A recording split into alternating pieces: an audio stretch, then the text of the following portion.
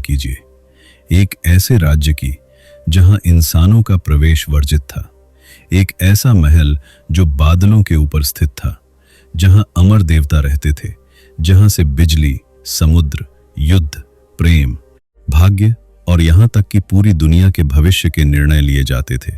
प्राचीन यूनान के लोगों का विश्वास था कि धरती पर एक ऐसा स्थान वास्तव में मौजूद है, एक पर्वत जो सामान्य पहाड़ नहीं था। वह देवताओं का घर था, वह शक्ति का केंद्र था, वह अमरता का प्रतीक था। उसका नाम था ओलंपस पर्वत। लेकिन क्या वास्तव में वहां देवता रहते थे? और अगर हां, तो उस खोए हुए राज्य में जीवन कैसा था? आज हम यात्रा करेंगे यूनानी पौराणिक कथाओं के सबसे प्रसिद्ध और रहस्यमयी स्थान की ओर, उस पर्वत की ओर जिसे देवताओं का राज्य कहा जाता था। यह कहानी शुरू होती है एक युद्ध के बाद, एक ऐसा युद्ध जिसने पूरे ब्रह्मांड का भविष्य बदल दिया। टाइटैनोमैकी, देवताओं और टाइटन्स का महायुद्ध।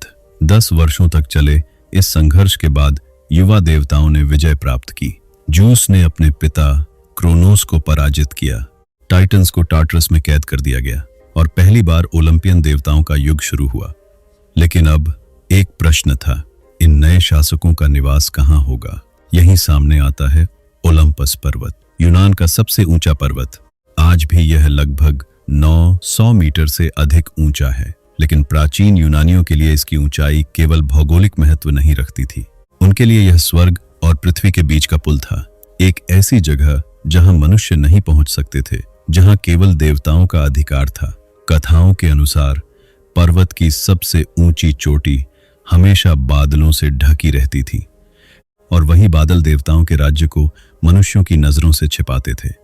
कहा जाता था कि चाहे कोई कितना भी ऊपर चढ़ जाए, वह वास्तविक ओलंपस तक कभी नहीं पहुंच सकता, क्योंकि वह केवल एक भौतिक स्थान नहीं था, वह एक दिव्य लोक था, एक ऐसी दुनिया जो मनुष्यों की दुनिया से अलग थी। ओलंपस का शासक था जूस, देवताओं का राजा, बिजली और आकाश का स्वामी। उसका महल सोने और चमकदार धातुओं से बना हुआ बताया जाता है, लेकिन वह अकेला नहीं रहता था।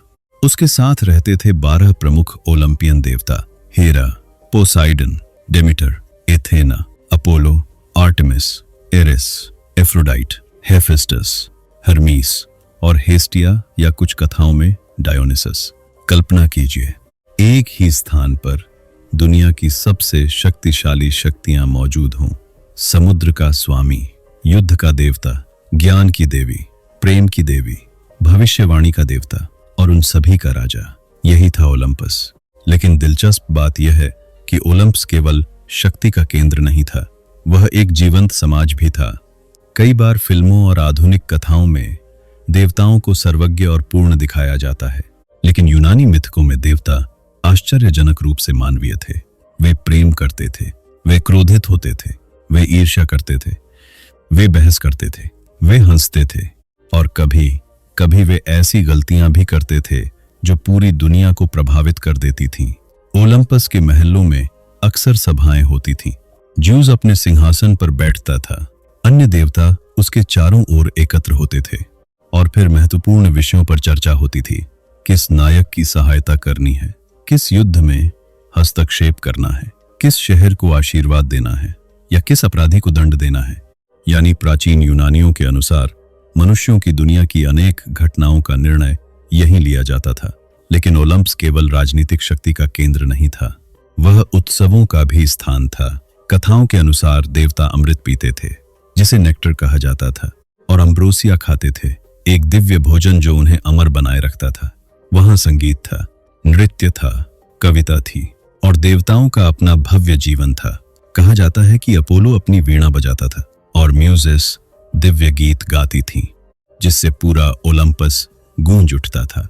लेकिन जहां शक्ति होती है वहां संघर्ष भी होता है, और ओलंपस इससे अलग नहीं था।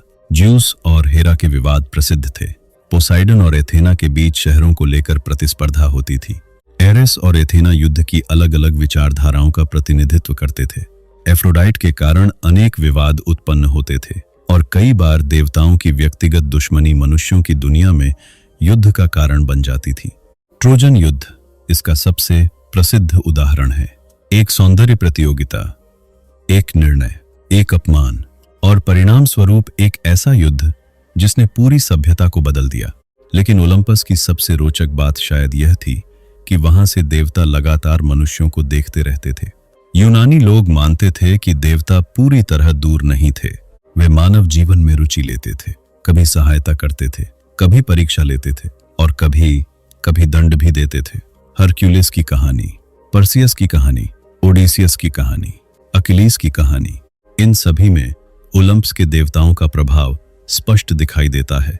मानो पर्वत की ऊंचाइयों से कोई अदृश्य शक्ति पूरी दुनिया की घटनाओं को प्रभावित कर रही हो। लेकिन क्या ओलंपस वास्तव में मौजूद था? इस प्रश्न का उत्तर दिलचस्प है। भौतिक रूप से ओलंपस पर्वत आज भी मौजूद है। वह यूनान में स्थित है, लेकिन वहां कोई स्वर्ण महल नहीं मिला, न कोई देवताओं का सिंहासन और न कोई अम्ब्रोसिया। और यही बात इस कथा को और आकर्षक बनाती है, क्योंकि यूनानियों ने कभी यह दावा नहीं किया कि कोई साधारण व्यक्ति वहां जाकर देवताओं को देख सकता है। उनके लिए वास्तविक पर्वत केवल प्रवेश द्वार था।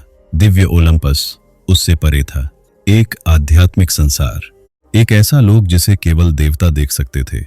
समय के साथ यूनानी सभ्यता बदली, रोमन साम्राज्य आया, नई मान्यताएं उभरी, लेकिन ओलंपस की कथा कभी नहीं मिटी, क्योंकि वह केवल एक पर्वत नहीं था, वह एक विचार था। वह उस स्थान का प्रतीक था जहां सर्वोच्च शक्तियां निवास करती हैं, जहां से भाग्य लिखा जाता है, जहां अमरता रहती है और जहां मानव कल्पना अपनी सबसे ऊंची उड़ान भरती है। शायद यही कारण है कि हजारों वर्षों बाद भी ओलंपस का नाम सुनते ही हमारे मन में एक दिव्य संसार की छवि उभर आती है। बादलों के ऊपर चमकते महल, स्वर्ण सिंहासन, अमर देवता और एक ऐसा राज्य जो कभी पूरी दुनिया की नियति तय करता था। ओलंपस पर्वत, देवताओं का वह खोया हुआ राज्य जो शायद इतिहास में नहीं, लेकिन मानव कल्पना में आज भी जीवित है।